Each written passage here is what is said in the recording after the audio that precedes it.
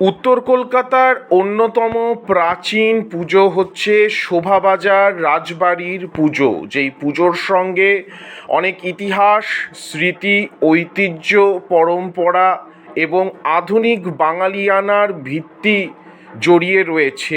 সেই পুজো দেখতেই মহা অষ্টমীর বিকেলে আমরা পৌঁছে গিয়েছিলাম শোভাবাজার রাজবাড়িতে।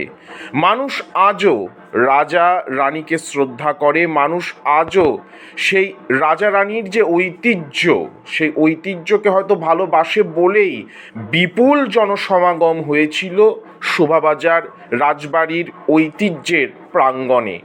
বহু মানুষের ভিড়ে বাংময় হয়ে উঠেছিল রাজবাড়ি চত্বর। আপনারা দেখতেই পাচ্ছেন শোভাবাজার রাজবাড়ির দুর্গা প্রতিমা, অনেক দূর থেকে ছবি তুলতে হয়েছে। সেই প্রতিমাই আপনারা দেখতে পাচ্ছেন। কত ঐতিহ্য, স্মৃতি এবং বহু মনীষীর এসছিলেন এই রাজবাড়িতে, সেই স্মৃতিও বজায় রয়েছে।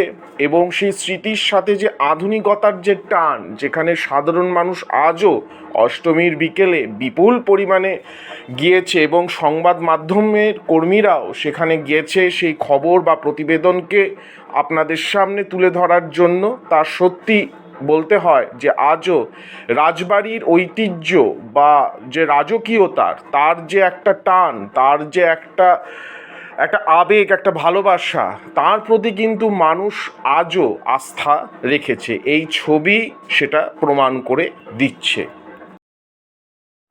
শোভাবাজার রাজবাড়ি থেকে বেরিয়ে আমরা চলে গিয়েছিলাম শোভাবাজার বটতলা সার্বজনীন দুর্গোৎসব দেখতে। এবং এটি একটি পুরোদস্তুর থিমের পুজো হলেও এটার যে ঘোড়া, অর্থাৎ যে সিংহটা যার ওপর মা দুর্গা বসে আছে, সেই সিংহটির মুখটা কিন্তু ঘোড়ার মতন। আমাদের পশ্চিমবাংলায় বা অবিভক্ত বঙ্গদেশে আজ থেকে 150-200 বছর বা 400 বছর আগে যখন দুর্গাপুজো হতো, তখন কিন্তু যেই প্রতিমাগুলো হতো তার যে সিংহটার মুখটা কিন্তু একটা ঘোড়ার মতোই ছিল। তো সেই ঐতিহ্যটাকে কিন্তু এই থিমের মধ্যেও ব্যবহার করা হয়েছে। এবং থিম বললেই আমাদের মনের মধ্যে যে একটা নেতিবাচকতা দিক আসে, সেটা কিন্তু একেবারেই নয়। এই থিমের মধ্যে কিন্তু বাংলার যে তাঁত শিল্প, তাকেই কিন্তু গুরুত্ব দিয়ে তুলে ধরা হয়েছে। এরপরে আমরা পৌঁছে গিয়েছিলাম ওই অঞ্চলেরই মৈত্রী সংঘ নামে একটি ক্লাবের পুজো দেখতে। সেই ছবি দেখতে পাচ্ছেন, ছিমছাম সুন্দর একটা পরিবেশে পুজোটি হচ্ছে, সেই ছবি আপনারা দেখতে পাচ্ছেন। নমস্কার, ধন্যবাদ।